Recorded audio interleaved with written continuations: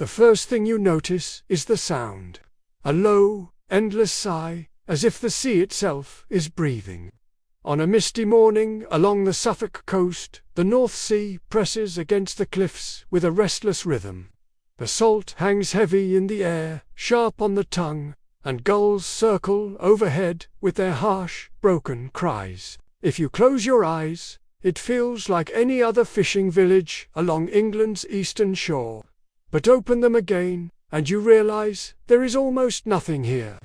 Only a scattering of cottages, a ruined church tower, and a coastline that seems to crumble away with each passing year. This is Dunwich, the town that the sea swallowed whole. Centuries ago, Dunwich was alive with noise and colour. In the 12th and 13th centuries, it was one of England's most important ports, rivaling even London. Imagine the harbour then, crowded with merchant ships, their sails creaking in the wind, their holds stuffed with wool and grain. The air would have been thick with the smell of tar, wet hemp ropes, and smoked fish hanging from the stalls. Bells rang from as many as 8 churches, calling worshippers across cobbled lanes, while traders shouted prices over the chatter of the marketplace. It was a town of more than 3,000 souls, a place where fortunes were made on the tide. But the sea has always been a fickle neighbour. The North Sea, with its shifting sandbanks and furious storms, turned on Dunwich. In 1286, a violent storm began the process. Waves battered the harbour, silt choked the estuary, and the sea's grip tightened year after year. Another storm in 1328 tore away more of the coastline. Then again, in 1347, entire streets and buildings crumbled into the surf. The people must have watched in disbelief as the land itself seemed to vanish beneath their feet. By the 15th century, much of Dunwich's prosperity had slipped beneath the waves. Its churches fell one by one. St. Nicholas, All Saints, St. Leonard's, each claimed by the hungry sea. Today, it's said that when the tide is low and the wind just right, you can hear the muffled toll of church bells beneath the water. Locals speak of ghostly chimes carried on the breeze, as though the town still remembers what it once was. The cliffs bear scars of this long battle. Walking along them now, you can see where the earth breaks away in ragged chunks. Tufts of grass dangling over the edge before collapsing into the foam below. In the 19th century, Victorian visitors would come to gaze at the ruins of All Saints' Church, its graveyard spilling slowly into the sea. Coffins tumbled out of the earth as the cliff eroded, bones scattered along the sand. It must have been both macabre and strangely beautiful. A reminder that nothing, not even stone and faith, can withstand the persistence of water. For the people who lived here, the loss was deeply personal. Families watched their homes disappear, not in a single moment but over generations. A house on the edge one year, a neighbour's cottage the next, until entire streets were gone. Imagine standing at your doorway, watching the waves gnaw closer season after season, knowing that sooner or later the sea would come for you too. There is a kind of sorrow in that waiting, but also resilience. Some stayed, rebuilding further inland, clinging to what remained. Others left, carrying Dunwich in memory alone. By the 1600s, Dunwich had dwindled to a village. Its great port was gone, the harbour filled with sand, the ships moved elsewhere, yet, curiously, it retained political power far longer than its size justified. For centuries, Dunwich sent members to Parliament, even as it shrank to a handful of houses. It became what was known as a rotten borough, a place with the vote but hardly any voters left. In the 1830s, when electoral reform finally swept away such anomalies, Dunwich's voice in Parliament was silenced at last. Today, Visitors come to walk among the ruins and peer out at the grey horizon, imagining what lies beneath. The medieval streets, the market stalls, the echo of footsteps across cobbles that now rest under water. Divers have explored parts of the seabed, finding traces of human activity where the town once stood. But most of it is lost, scattered by currents, mingled with sand. The sea does not easily give back what it takes. And yet Dunwich lingers in a way. The museum in the village tells its story, displaying maps, pottery, and fragments pulled from the earth. The ruined grey tower of Greyfriars Priory still stands inland, its flint walls stark against the sky, while the churchyard at All Saints holds a single leaning cross, the last survivor of a community's faith. Walk the beach on a foggy evening, and it's easy to let your mind rebuild the town. You can almost see the flicker of lanterns, hear the shouts of sailors, and smell the tar and brine of a harbour long gone. Perhaps that's why Dunwich captures the imagination so strongly. It is not just a place that was lost. It is a reminder of how fragile human achievement can be. A once great port, rival to London, reduced to ruins by nothing more than wind and water. But there's a haunting beauty in its story too, a sense of nature's power and time's persistence. To stand on those cliffs is to feel history beneath your feet, and to know that the sea is still hungry, still reaching, and just a little further down the coast, another village would face the same fate, swept away not by time alone, but by a single night of fury. That place was called Hallsands. The Suffolk coast has a peculiar melancholy about it. The sky feels wider here, the horizon smudged with grey where the North Sea meets the land. On certain mornings, when mist clings to the fields and gulls cry above the cliffs, the air tastes sharp with salt and damp earth. It is here, at Covehithe, that the sea's hunger is plain to see. Once a modest but thriving village, it now teeters on the edge of disappearance. Its homes claimed one by one, its great church reduced to a shell, and its lonely tower standing as sentinel over what remains. Covehithe lies north of Southwold, where the cliffs are soft, built not of stone but of fragile sand and clay. For centuries, the villagers lived in a quiet rhythm, fishing in the North Sea, farming the fields inland, gathering for worship at St. Andrew's, their proud church built in the 14th century. The church was enormous for such a small parish, with a nave that stretched wide and tall windows that poured coloured light across stone floors. Its tower, square and strong, was a landmark for sailors out at sea. It spoke of a community that once dreamed of permanence. But the sea along this coast is never still. The cliffs here crumble easily under the assault of waves and weather.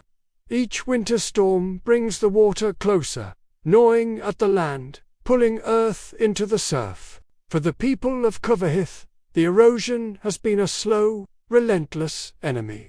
Unlike the sudden fury that swept away Hallsands in Devon, Covehithe has been dying by inches. A cottage here, a field there, the line of the coast inching steadily inland. By the 17th century, the villagers could no longer maintain their vast church. Its sheer size had become a burden for a dwindling population. In 1672, the great nave was abandoned, its roof removed, its stones left to crumble. A smaller thatched church was built inside its ruins, using the old walls as protection. The tower, however, remained.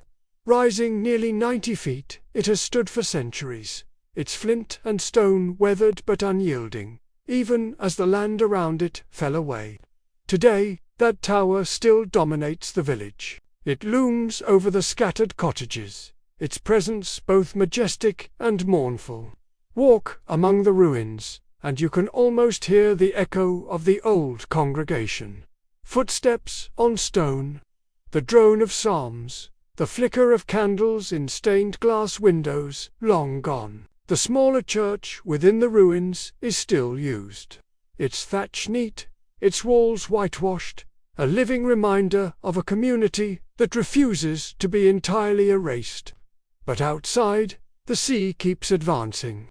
In the 20th century alone, Covehithe lost dozens of homes.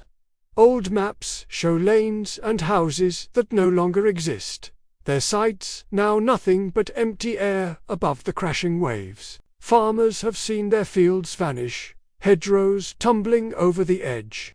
Residents tell of waking to find the cliff closer than before, of hearing the thunder of collapse in the night as another piece of land surrendered to the water.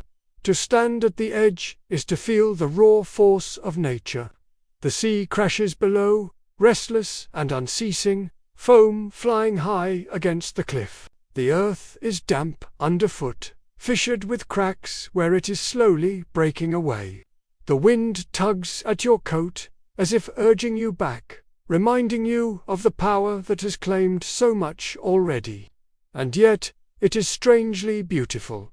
The meeting of sea and land in a battle both violent and inevitable. The people of Covehithe live with this reality daily. Some cottages remain, huddled inland from the edge, gardens bright with roses and hollyhocks. The villagers know their home is temporary, but they love it nonetheless. For them, Covehithe is not simply a place of loss, but of stubborn endurance. They have watched neighbours move away, fields vanish, and roads end abruptly at the cliff, yet they remain, bound by the beauty of their coast and the memories rooted in it. Visitors come to see the ruins, to walk the beach below where fallen trees lie half buried in sand, their roots pointing like skeletal fingers toward the horizon. On quiet days, when the tide is low, you can walk for miles along the empty shore, the cliffs rising above you like a wall of fragile clay, always threatening to fall. The sea carries a strange silence here, broken only by the cries of seabirds and the rhythmic crash of waves. It is a place that feels suspended between past and future, between what was and what soon will be gone. The fate of Covehithe is certain. Experts predict that the sea will claim the entire village within a century. The Tower of St. Andrew's, which has stood for nearly 700 years, will one day fall, its stones swallowed by the tide. The cottages that remain will follow. The maps will need to be redrawn, and the name of Covehithe may join the long list of England's vanished places. And yet, perhaps, that is why it resonates so strongly. Covehithe is not gone yet. It lives still, fragile and fading, but alive with the voices of its people, the songs of its birds, the crash of its sea.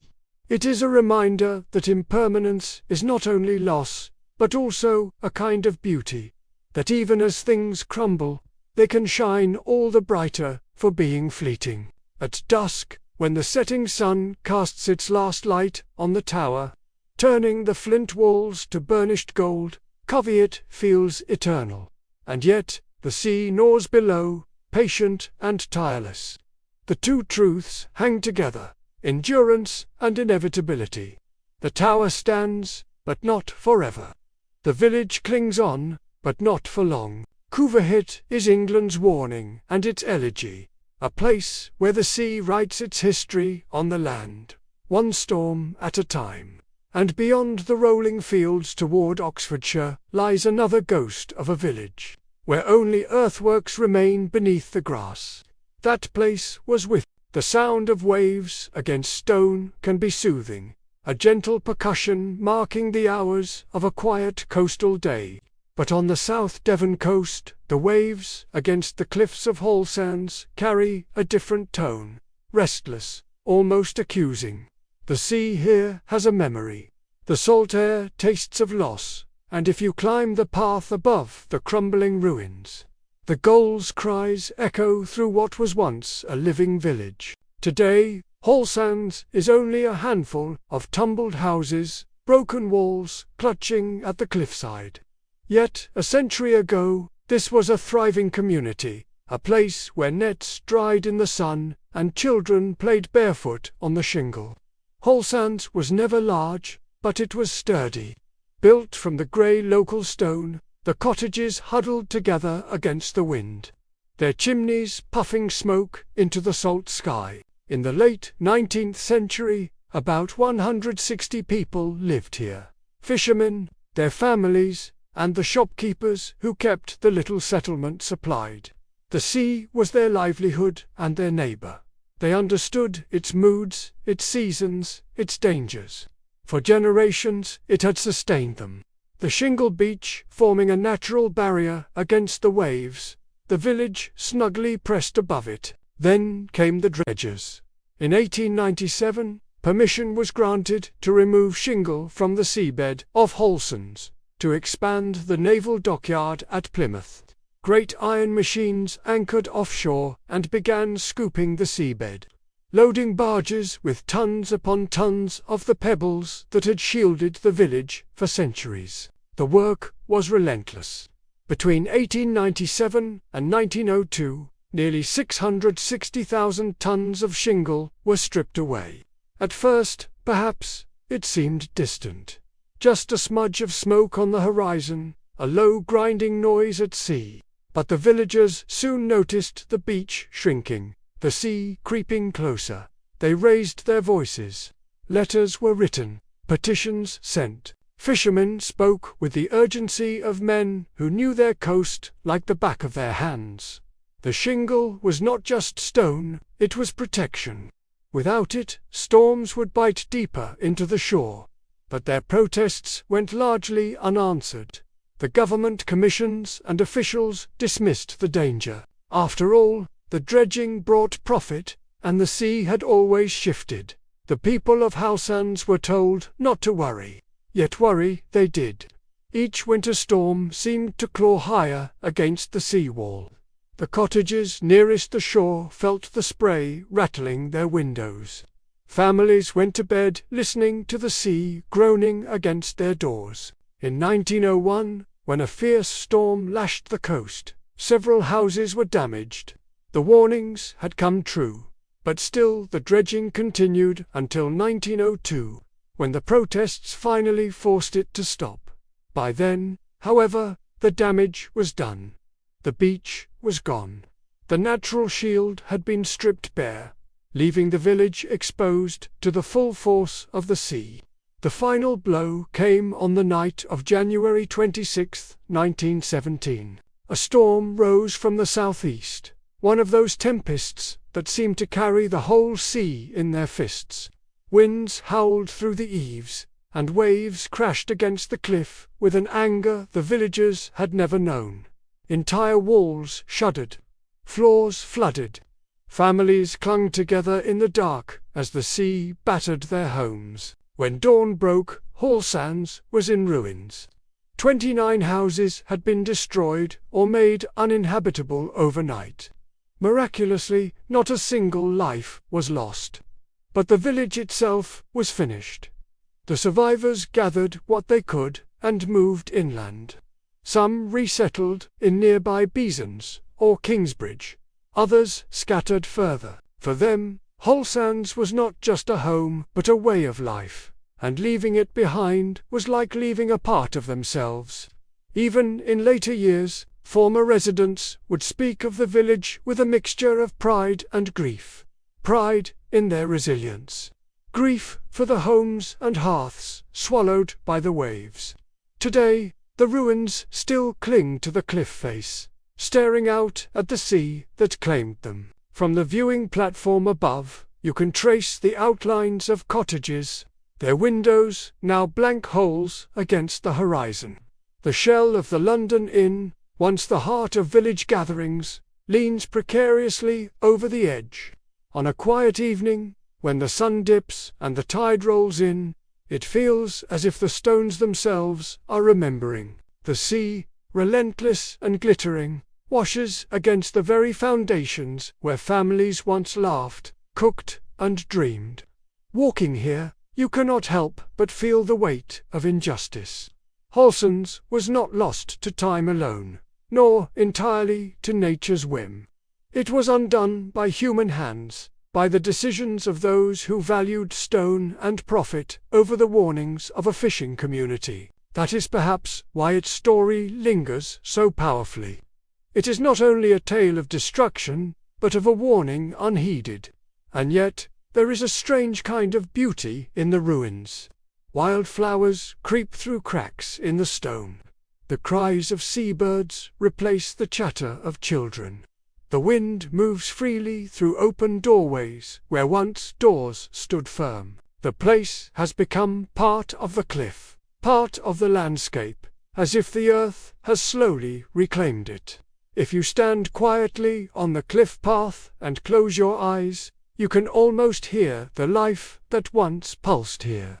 The shouts of fishermen hauling in their catch, the rhythm of oars slapping the water, the clatter of hooves as a cart rattled over the stone track, and perhaps, just faintly, the laughter of children chasing each other across a shingle beach that no longer exists. Hallsands endures in memory, in photographs, in the stories handed down by descendants of those who lived there. It is a reminder of the delicate balance between people and the sea, a balance too easily tipped. The North Sea may have claimed Dunwich slowly, over centuries, but here, on the south coast of Devon, the sea was hurried along.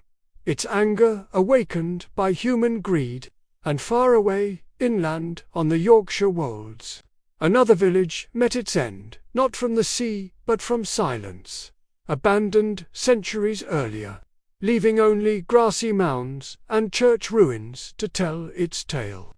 That place was called Wharram Percy. There's a stillness to the Yorkshire wolds that feels almost eternal. On a breezy afternoon, the rolling hills shift from green to gold, the tall grasses bending with the wind. Birds wheel lazily overhead, and the air carries the scent of damp earth and wildflowers.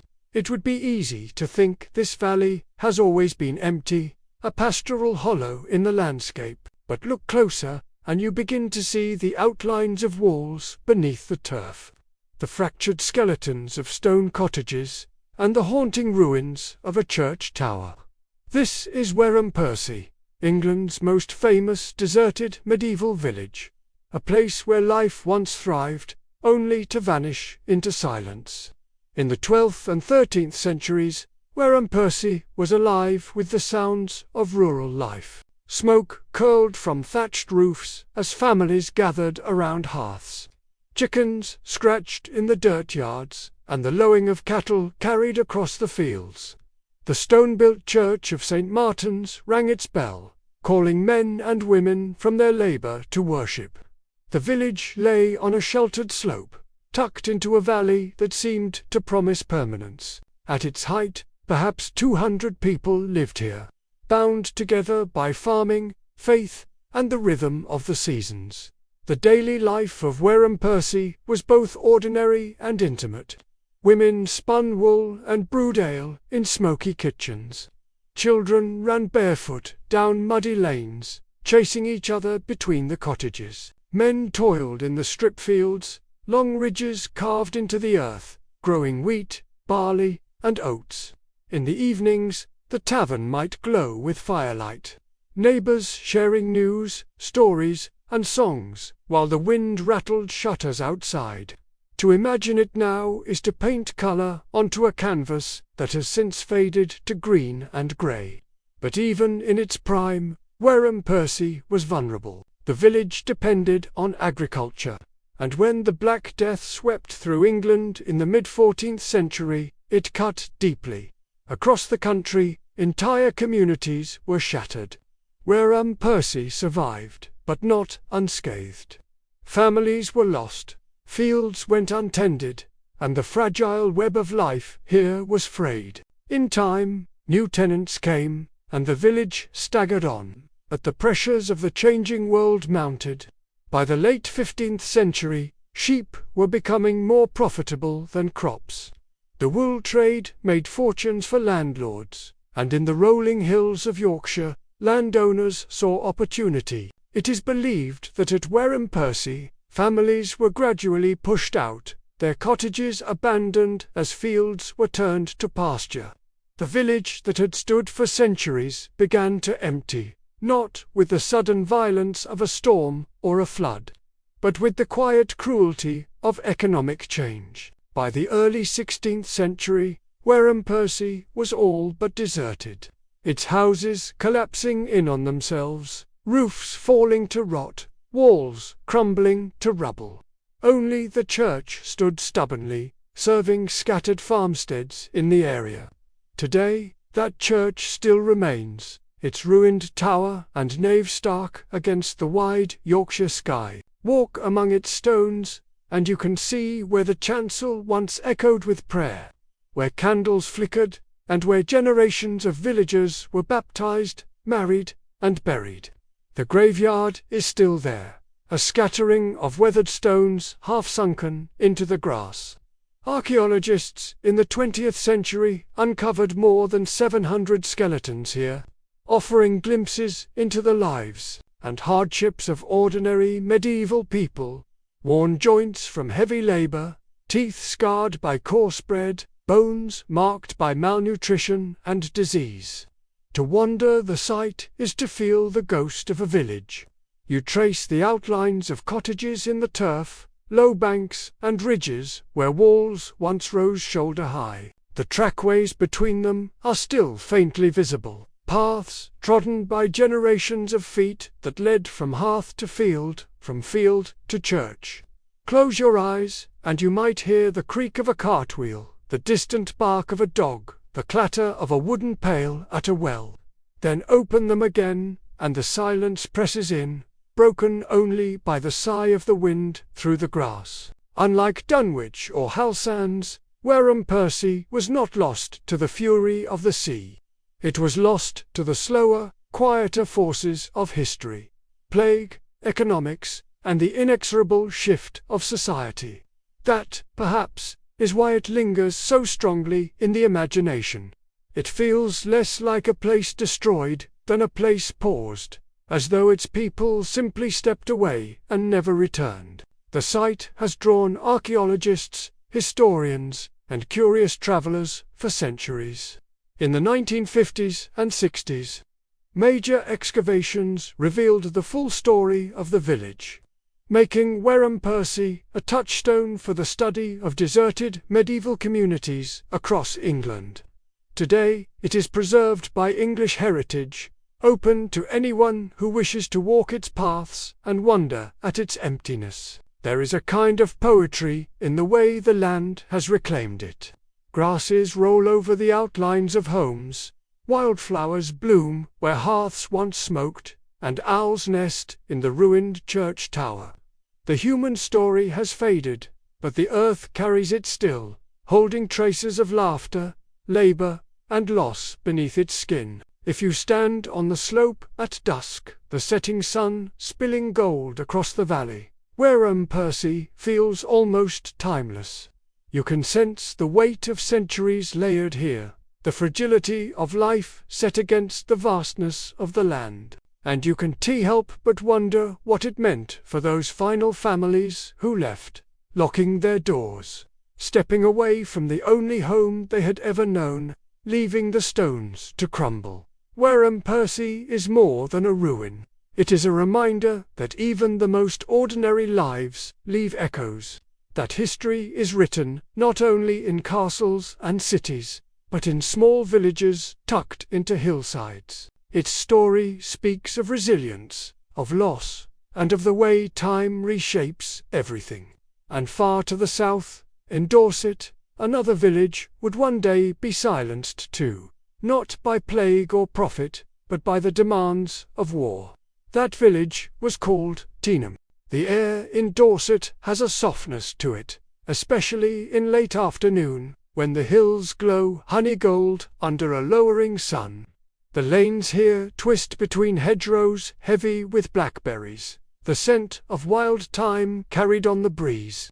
If you follow the narrow road toward the Purbeck Hills, you'll find a gate, a sign, and beyond it, a silence that feels unlike anywhere else. This is Tyneham, a village frozen in time, not abandoned by choice, but by the command of war. Before 1943, Tyneham was a quiet community. Nestled between Chalk Downs and the Dorset coast, it was home to about 225 people. They lived in stone cottages with climbing roses by the doors, tended vegetable gardens, and grazed sheep on the green slopes. The heart of the village was its little school, its post office, and the 13th-century church of St. Mary's, whose bells had rung for generations. Life here was slow, marked by the rhythm of seasons and the sound of the sea drifting up from the nearby cove. Children's laughter echoed from the schoolyard, where slate boards and inkwells sat neatly on desks. On Sundays, families gathered in St. Mary's, its interior filled with the scent of polished wood and candle wax. Weddings, christenings, funerals, the cycle of life played out beneath its stone arches. Tyneham might not have been wealthy, but it was rich in the simple constancy of community, where everyone knew every face, and stories were shared over mugs of tea and pints in kitchen hearths. Then came the war. In November 1943, with the Second World War at its height, the villagers of Tyneham received a notice. The War Office had decided the valley was needed for military training in preparation for the D-Day landings. The residents were ordered to leave their homes, with the promise they would be allowed back once the war was over. They were given just a few weeks to pack up generations of life, to gather heirlooms and photographs, to lock their doors, not knowing it would be forever. On the day of departure, villagers placed a handwritten note on the door of St. Mary's Church. It read, "Please treat the church and houses with care. We have given up our homes where many of us have lived for generations, to help win the war, to keep men free. We shall return one day, and thank you for treating the village kindly." But they never did. The war ended, the guns fell silent, yet Tyneham remained within the boundary of the Lulworth military ranges. The Ministry of Defence kept hold of the land, declaring it vital for ongoing training. Decades passed, and the villagers' hope of return faded into history. Today, walking into Tyneham is like stepping into a ghost story told in broad daylight. The cottages stand roofless, their stone walls laced with ivy, fireplaces open to the sky. Doorways lead nowhere, windows frame only the hills beyond. The schoolhouse still survives, desks arranged neatly, exercise books on display, chalkboards filled with lessons, as if the children had just gone out for playtime. Inside St. Mary's Church, pews remain, prayer books rest in racks, and memorial tablets line the walls. But the congregation never came back. The silence here is palpable. No hum of cars, no chatter of voices, only the wind threading through grass and the occasional crack of distant gunfire from training exercises on the ranges. The ghosts of Tyneham are not seen, but felt, in the pause of air where lives once moved. For those who once lived here, or whose families called Tyneham home, the loss was devastating. They were not swept away by flood or famine, but by a decision taken far from the village lanes. Some settled nearby, some further afield, but all carried the memory of their home like a wound. In later years, descendants would return on open days, wandering the ruins with tears in their eyes, pointing to empty doorways and saying, "That was ours." And yet, Tyneham is not simply a story of sorrow. There is beauty in what remains. Wildflowers carpet the cottages, butterflies drift where washing once dried, and the air is alive with birdsong. The stillness lends the place an uncanny peace, as if time itself has chosen to rest here. It is not hard to imagine the laughter, the songs, the clatter of boots on the school steps. echoes lingering, waiting for anyone willing to listen. The church and school especially hold their stories tightly. The chalked names of children, the inscriptions on family memorials, the carefully preserved hymn books, they speak across decades, reminding visitors that Tyneham was not just stone, but memory. A whole world of ordinary lives, interrupted in an extraordinary moment of history. Standing in the ruins, you cannot help but feel the tension between sacrifice and permanence. Tyneham gave itself to the war effort, believing it was temporary. But time had other plans. The village became a different kind of monument, not to victory or defeat, but to the resilience of memory. It remains one of England's most poignant reminders of the cost of war, not only on battlefields, but on quiet valleys and communities far from the front lines. At dusk, when the light sinks over the Purbeck Hills and the shadows deepen among the ruined cottages, Tyneham feels suspended between worlds. Part history, part present, wholly unforgettable. A place where the lives of 225 villagers seem to hover just out of sight, in the pause between birdsong and breeze. And further east, on the Sussex coast, another once thriving town would face its own destruction, not through war or displacement, but through the raw fury of the sea. That place was Old Winchelsea. The Sussex coast has always lived in a dance with the sea. On certain mornings, when the tide pulls far out and the air smells sharp with salt, you can look across the shingle and almost sense the outlines of something that is no longer there. The gulls wheel overhead, the waves hiss against the shore, and if you listen closely, you might hear the faint echo of a vanished town. This is the story of Old Winchelsea, a bustling medieval cinque port, once rich and alive, now lost beneath the storms of the 13th century. Centuries ago, Old Winchelsea stood proudly at the edge of the Channel, part of the famed Cinque Ports, a federation of coastal towns that supplied ships and men to the Crown in return for privileges and trade. It was a place of ships and sails, of markets buzzing with merchants, of barrels rolling across cobbled streets, and the thick scent of salted fish carried inland from the harbour.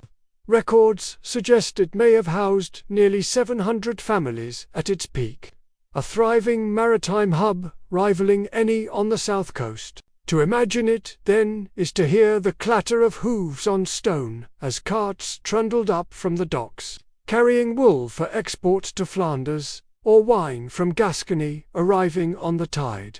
The cries of vendors filled the market square, fishmongers with baskets of herring, cloth traders hawking bolts of dyed wool, bakers pulling fresh loaves from ovens. The air would have been smoky, loud, and alive, the church bells cutting through it all with their steady chime. But the sea that gave Winchelsea its prosperity would also take it away. In the winter of 1287, one of the most violent storms ever recorded struck the south coast of England. Chronicles tell of tides that rose higher than any in living memory, of gales that roared for days, of entire stretches of land swallowed by water. For Old Winchelsea, perched low on the coast, it was devastation.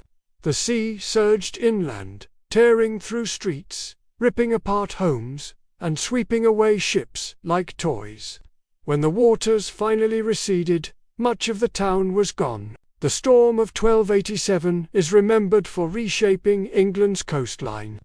At nearby New Romney, the harbour was filled with silt, ending its role as a major port.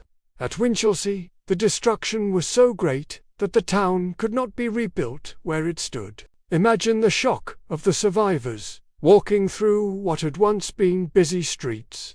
Now nothing but waterlogged ruins and gaping voids where homes had stood. The salt spray still in their throats, the roar of the storm lingering in their ears, and the realization settling in. Their town had been erased. King Edward I ordered a new town to be built on higher ground, inland and more defensible against the sea. This new Winchelsea, laid out in neat grids on the hilltop, is the town that still stands today. But beneath the waves and shingle lies the memory of the old one, a ghost town lost not through gradual decline, but in a single, cataclysmic act of nature. Legends grew around the loss. Some said the church bells of Old Winchelsea could still be heard tolling under the sea on stormy nights. Others spoke of fishermen hauling up strange timbers or pottery in their nets, remnants of the drowned streets. The truth is harder to pin down. Archaeological evidence is sparse, for the sea covers its secrets well, but the chronicles of monks, the records of land grants, and the testimony of those who lived through the storm keep the story alive. Walking today along the flat marshes and shingle of the Sussex coast, you might never guess that a medieval town once bustled here. The land feels empty, wide, and exposed, the wind pulling across it with a mournful edge. Yet knowing what was lost lends the place a strange kind of weight, as if each gust of sea breeze carries a whisper from the 13th century. What makes Old Winchelsea's story so poignant is how suddenly it was taken. Dunwich faded slowly over centuries, and Wharram Percy ebbed away with time. But here, in the winter of 1287, an entire community was swept aside almost overnight. The sea did not wait for generations. It demanded its due in a single storm. Still, the spirit of Old Winchelsea did not vanish entirely. Its people carried their lives inland, building anew on the hill. In New Winchelsea, the churches and grid-patterned streets remain a testament to their resilience. Yet, even there, the memory of the old town lingers, a reminder of the sea's power and the fragility of human ambition set against it. If you stand at Winchelsea Beach on a grey day, with the tide surging in and the horizon blurred by mist, it is easy to let your imagination rebuild the lost town. Lanterns swinging from masts, the calls of sailors across the water, the market square alive with barter and gossip. And then, with the crash of a wave, it is gone again. Just sea, shingle, and sky, the town forever buried beneath.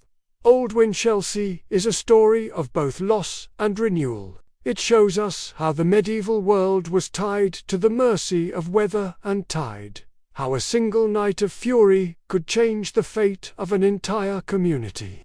And it reminds us that even now, the coastlines we take for granted are never fixed. They shift, they crumble, they reshape themselves, carrying with them the stories of lives lived and places lost. And far from Sussex, deep in the rolling chalk plains of Wiltshire, another village would vanish centuries later, not drowned by storms, but emptied by the echo of military orders and the thunder of wartime training. That place was Imber. The wind moves differently across Salisbury Plain. It is wide and open, carrying with it the smell of chalk and grass, the distant thrum of helicopters, and sometimes the sharp echo of gunfire rolling across the hills. This is a landscape shaped both by nature and by the demands of war. Hidden among these plains lies Imber, a Wiltshire village that once rang with church bells, laughter, and the clop of cartwheels, but now lies silent, a ghost of itself, emptied in 1943 and never repopulated. Before the war, Imber was like many small English villages, modest but deeply rooted. Families had lived here for centuries, farming the land, tending livestock, and marking their milestones in the village church of St. Giles. In the early 20th century, the village counted around 150 residents. Its cottages were simple but sturdy, stone walls softened by ivy-thatched roofs leaning into the wind. The heart of the community was the Bell Inn, where neighbours gathered on winter evenings, pints clinking and firelight warming faces, while outside the lanes grew muddy with rain and cart tracks. Life here was quiet, shaped by routine and tradition. Children attended the village school, the blackboard filled with chalked lessons on arithmetic and scripture. Sundays meant walking to St. Giles, its medieval spire rising gently over the rooftops, bells calling out across the plain. The seasons dictated everything. Lambing in spring, harvest in autumn, long winters when snow dusted the downs. Imber was small, perhaps even forgotten by the wider world, but it was home. Then came 1943. The Second World War was at its fiercest, and the War Office looked to Salisbury Plain as a training ground for American troops preparing for the D-Day landings. The villagers of Imber were summoned and given orders. They were to leave. The official line was that the evacuation was temporary, a wartime necessity. They were told they could return when the fighting was done. Imagine the shock of that announcement. Generations rooted in this soil, asked to pack their lives into carts and trucks, to leave the houses their grandparents had built, the fields they had ploughed, the graves of their ancestors resting in St. Giles churchyard. Yet there was little choice. Duty, obedience, and the pressure of war pressed heavily on them. Families gathered what belongings they could carry, herded livestock toward new homes, and turned their backs on cottages they never thought they'd abandon. Some left keys indoors, others tidied kitchens as if they might walk back in a week's time. But the return never came. After the war ended in 1945, the Ministry of Defence kept the land, declaring it essential for ongoing training. The people of Imber, scattered to nearby towns and villages, realized that their home was gone not by fire or flood, but by decree. What remains today is both haunting and strangely preserved. The streets of Imber still exist, but they no longer hum with daily life. Roofs have collapsed, cottages stand roofless and skeletal, windows gaping like hollow eyes. The Berlin is silent, its hearth cold, its sign long vanished. Only St. Giles stands largely intact, its stone walls weathered but strong, its churchyard still cradling the bones of villagers who never left. On rare open days, at Christmas, Easter, and summer, the ministry allows families and visitors into Imber. These days are filled with a strange mixture of grief and reunion. Descendants walk the lanes, pointing to empty shells of houses where their grandparents once lived. They enter St. Giles, where services are still held a few times a year, the hymns rising to rafters that have outlasted war and neglect alike. The air inside carries the scent of old stone, damp wood, and candle wax, and for a moment the village feels alive again. The silence outside, however, is deep. No children play in the lanes, no dogs bark at strangers, no carts creak over the stones. Instead, the sound is of the wind sweeping across the plain, sometimes broken by the crack of distant gunfire or the rumble of tanks. Imber is not like Tyneham in Dorset, preserved almost lovingly as a time capsule. Here, the military presence is constant, and the village exists in a tension between memory and utility. And yet, even stripped of its people, Imber holds its story tightly. The gravestones in St. Giles bear names that once filled the cottages. The outlines of gardens and fields still shape the land. Walk here at dusk, and you can imagine the faint glow of lamplight in windows that no longer stand, the distant notes of a fiddle at the inn, or the simple hush of families saying grace before a meal. There is a melancholy dignity in Imber's endurance.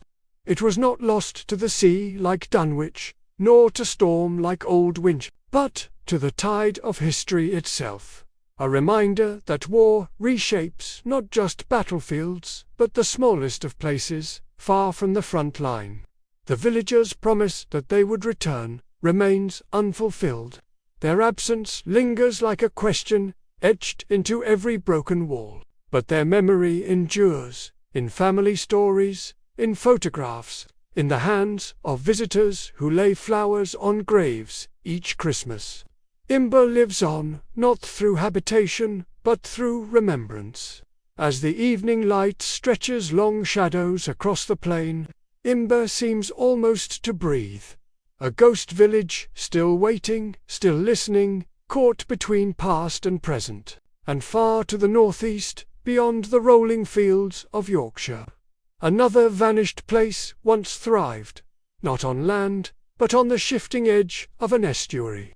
It was a port called Ravenser Odd, a town swallowed whole by the sea.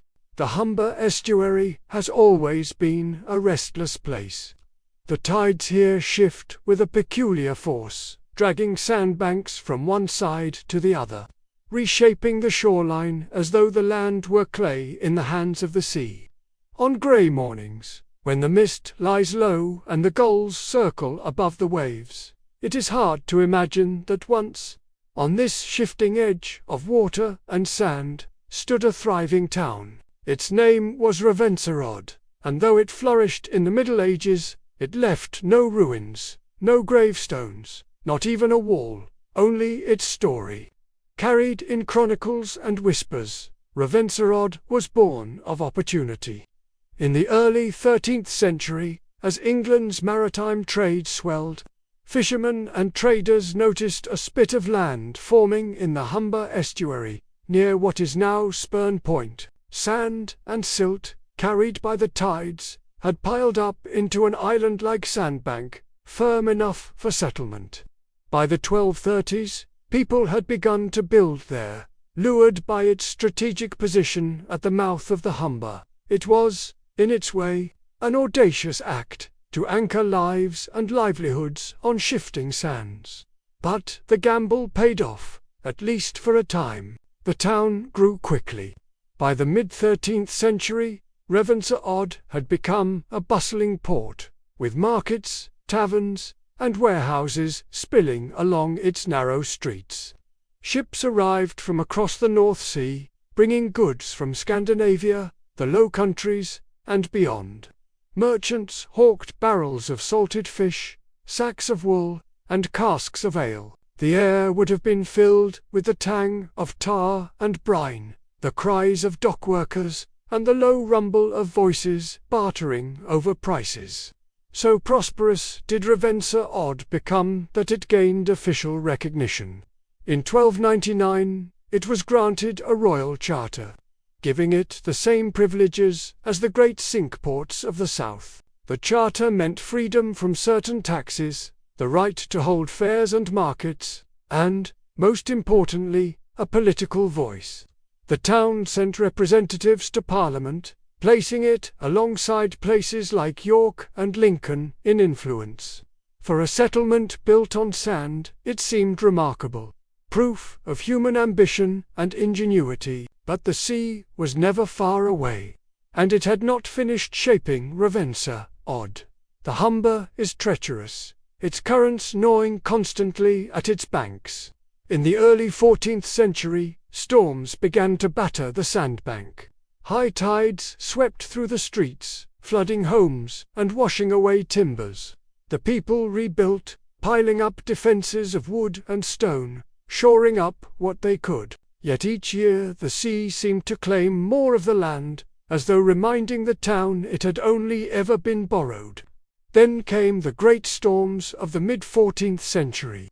Chroniclers wrote of surges so fierce they swallowed entire villages along the Yorkshire coast.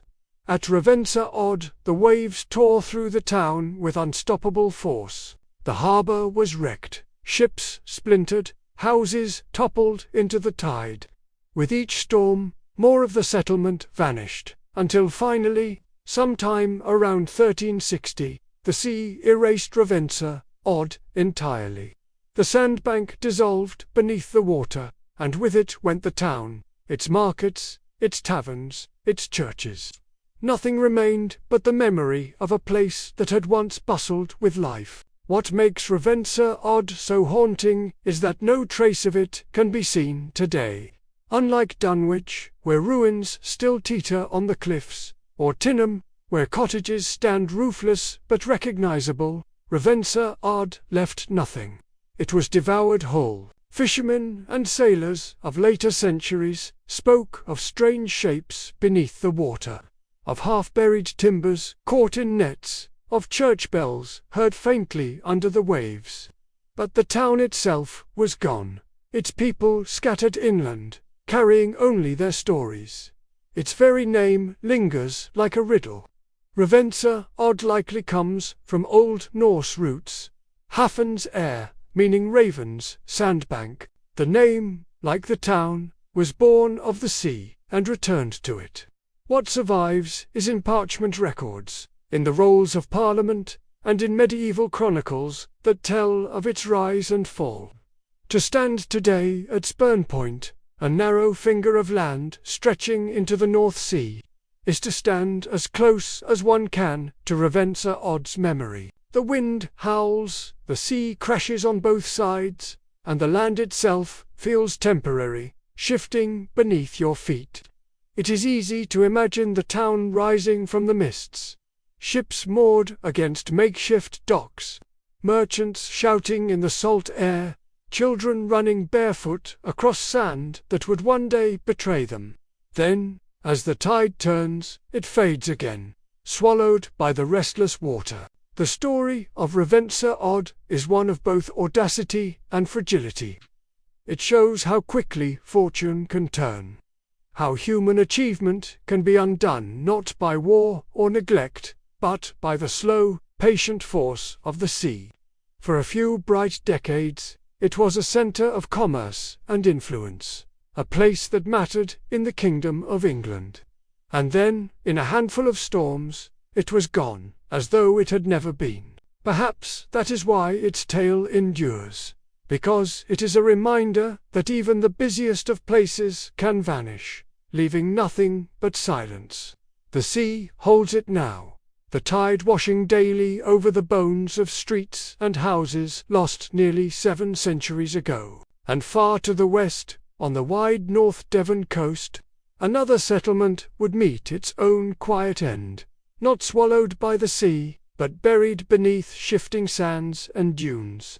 That was the fate of the hamlet lost in Braunton Burrows. The North Devon coast is a place of contrasts. Wide skies stretch above rolling waves, the Atlantic wind carrying with it both salt and wildness. Just beyond the fishing town of Ilfracombe and the tawny sweep of Whorlton Sands lies Braunton Burrows, one of the largest sand dune systems in Britain. It is a landscape of shifting mounds, marram grass whispering in the breeze, and rabbits darting through hollows. At first glance, it seems timeless, untouched, a natural wilderness where the sea and wind rule. Yet beneath these dunes lies the memory of a village, a hamlet that once stood here, lost in the 18th century as the sand crept forward and buried homes beneath its restless drift. To walk in Braunton Burrows today is to feel the land alive. The dunes rise and fall like frozen waves, some as high as a house, others low and tangled with wildflowers. The air is filled with the sound of skylarks, their song sharp against the roar of the distant surf. But 300 years ago, this place was not wilderness. People lived here, families who built their cottages on what seemed like solid ground, planting gardens, tending livestock, and watching the sea for fishing boats. We do not know their names, but traces of their lives remain in records and in legend. They were farmers and herders, people tied to the rhythm of the seasons. The soil here, sandy and thin, was not easy, but with determination and care they made a life. Their stone cottages, small and sturdy, huddled together against the wind, smoke curling from chimneys in the cold months. At night, firelight would have spilled faintly from windows, and the sound of voices carried softly through the dunes. But the land here was always restless. The sand shifted with each storm, driven inland by strong southwesterlies. At first, the encroachment may have seemed harmless. A small dune edging closer to a field, a drift gathering against a wall. But slowly, steadily, the sands advanced. Marram grass, whose long roots can bind the dunes, could not always hold back the tide of shifting grains. In heavy gales, walls of sand rolled forward, swallowing fences and hedgerows. By the mid-18th century, the hamlet was in trouble. Gardens filled with drifts, doors half buried, fields smothered by grit. For the families, life must have felt like a battle against the land itself. Every gust of wind threatened to reclaim their homes. Some tried to dig paths clear, to rebuild walls, to plant more grass in the hope of pinning the dunes. But the sea and wind had already chosen their course. The sands marched onward. One by one, cottages were abandoned, their roofs caving as dunes pressed against them, their hearths falling cold. Eventually, the village disappeared entirely, the last families forced to leave, carrying what they could. What remains today is hidden. Somewhere beneath the sand lie the foundations of those lost homes, hearthstones buried under centuries of shifting dunes. Archaeologists have occasionally uncovered traces, fragments of pottery, pieces of wall, a scattering of tools. Each find is a whisper of lives once lived in the shadow of the dunes. Yet most of the settlement lies untouched, sealed beneath the marram and the sand, as if the earth itself chose to cradle it out of sight. Walking there now, you can imagine it if you pause in the stillness. The smell of wood smoke rising on a cold evening. The sound of a cart creaking over sandy tracks. The laughter of children chasing each other in the twilight, their footprints quickly erased by the wind. And then silence. The gradual silence of a place forgotten, until even its name slipped from common memory. Braunton Burrows itself has not faded, though it is a landscape of international importance, a UNESCO biosphere reserve, home to rare orchids, butterflies, and nesting birds. Its wildness is its legacy, but hidden beneath that wildness is the human story of a small community that tried to root itself in sand. Their struggle is part of the land's memory, a reminder of how fragile life can be when set against the elements. There is something both tragic and beautiful about the fate of the lost hamlet. Unlike Dunwich or Hallsands, it was not drowned by the sea in a single moment of fury. Instead, it was buried slowly, quietly, by the patient hand of the wind. It was not destroyed, but concealed, transformed into part of the dunes themselves. And so, in a way, it endures, sheltered beneath the marram grass, its story waiting for those who know to ask. At sunset, when the low light turns the dunes into ridges of gold and shadow, Braunton Burrows feels otherworldly. The air is full of the sound of the surf, muffled by the sandbanks. The grass rustles like whispers, as though the village beneath were still speaking. To walk here is to tread on layers of history, both natural and human, both visible and hidden. And far to the north, across the moors of Yorkshire, another settlement would also vanish, not under dunes, but around the crumbling stones of a ruined castle. That was Whorlton Castle Village, where the fortress still stands, but the village itself is long gone. On the edge of the North York moors, where the heather rolls in waves of purple and the wind seems to sing across the hills, stand the lonely ruins of Whorlton Castle. Its battered stone keep rises above fields and hedgerows, its jagged outline etched against the sky like the memory of another age. Today, sheep graze quietly around its base, their bells tinkling faintly, and the air smells of grass and rain. But centuries ago, this was not just a solitary fortress. Around it once clustered a village, a community that lived, worked, and prayed in the shadow of the castle walls. That village is gone now, vanished into history, leaving only the fortress as a reminder of what once was. Whorlton Castle was first built in the 12th century.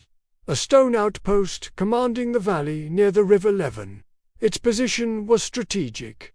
Here it could guard trade routes and farmland, and its towers signalled authority to all who lived nearby. The lords who held it were part of England's medieval tapestry, bound by loyalty to crown and county. Around the castle grew a village, modest in size but rich in the life of ordinary people. The villagers of Whorlton lived as so many did in medieval England. Their cottages, built of timber and stone, lined rough lanes leading toward the castle gate. Smoke drifted from thatched roofs, mingling with the smell of dung and wood. Chickens scratched in the dirt, while pigs rooted near the edge of the fields. Men worked the land, ploughing strips of barley, oats, and rye, while women tended gardens, spun wool, and baked coarse bread. Children chased each other in the yard, their laughter carried on the wind. Before being summoned to fetch water or gather kindling, the castle loomed over it all. Its chapel offered mass, its walls a refuge in times of danger. To the villagers, it was both protector and master. They owed labour and dues to the lord, bringing part of their harvest into the castle stores. But they also found safety there during the turbulent years of border raids and local feuds. The castle's shadow was literal and symbolic, binding the community together under its presence. But time is not kind to small places caught in the great currents of history. By the 14th and 15th centuries, the fortunes of Whorlton had begun to shift. Wars, plague, and economic change reshaped life across England. The Black Death in particular cut deeply, thinning populations and leaving cottages empty. The lords of Whorlton still held their keep, but the village at its base began to falter. Families moved on to larger market towns or to more fertile lands. Fields once ploughed fell into grass, and the lanes grew quiet. By the early modern period, Whorlton Castle itself was in decline. Its stones crumbled, its halls stood roofless, and without a thriving community to sustain it, the village withered away. Archaeological traces remain. Low earthworks, fragments of wall, the faint outlines of homes and paths beneath the turf. But the life that once pulsed here has long since faded. To visit Whorlton today is to feel the layering of time. The keep still stands, though battered and broken, its walls scarred with centuries of weather. Ivy creeps across the stone, and the air inside is cool, smelling of damp and dust. Birds nest in the cracks, their wings startlingly loud in the silence. Around it, the fields spread wide, dotted with the faint rises and hollows that once marked the cottages of villagers. Walk slowly, and you can trace their outlines. The footprint of a dwelling, the shape of a boundary wall. It is a ghost map, etched lightly onto the earth. Close your eyes, and the silence fills with echoes. The clang of the blacksmith's hammer, the lowing of cattle, the chatter of neighbours at a well. The shuffle of feet through the castle gate, where guards once watched with wary eyes. And on Sunday, the toll of a church bell, summoning the faithful to prayer in a chapel that is no longer there. Unlike villages swept away by storms or seas, Whorlton's disappearance was quieter, slower, a dwindling rather than a cataclysm. That, perhaps, makes it more haunting. Its people left not because of disaster, but because of the gradual pull of change, the slow migration of life toward places that promised more. What remains is not just stone, but absence, an emptiness where a community once stood, preserved in memory only by the castle's silhouette. And yet, there is beauty in that emptiness. On a clear day, standing atop the castle ruins, you can see across the moors. The heather glowing in late summer, the air alive with bees. The village may be gone, but the land endures, carrying faint traces of all who walked here. It is a reminder that even ordinary lives, even small hamlets, leave their mark on history, however faintly. Whorlton Castle itself has become a landmark, its keep photographed and sketched by generations of visitors. To some, it is simply another ruin among many in England. But to those who pause, who stand among the grass and listen to the wind, it tells a quieter story, of families who once lived at its feet, whose laughter and labour gave life to these empty fields. At dusk, when the last light fades and the ruins are silhouetted against the sky, Whorlton feels like a threshold between past and present. The castle holds its ground, stubborn against time, while the village that once surrounded it lies hidden, remembered only by those who seek it out. And far to the east, on the crumbling Suffolk coast, another village still clings to survival, a place where the sea advances year by year, and houses tumble into the waves. That place is Covehithe,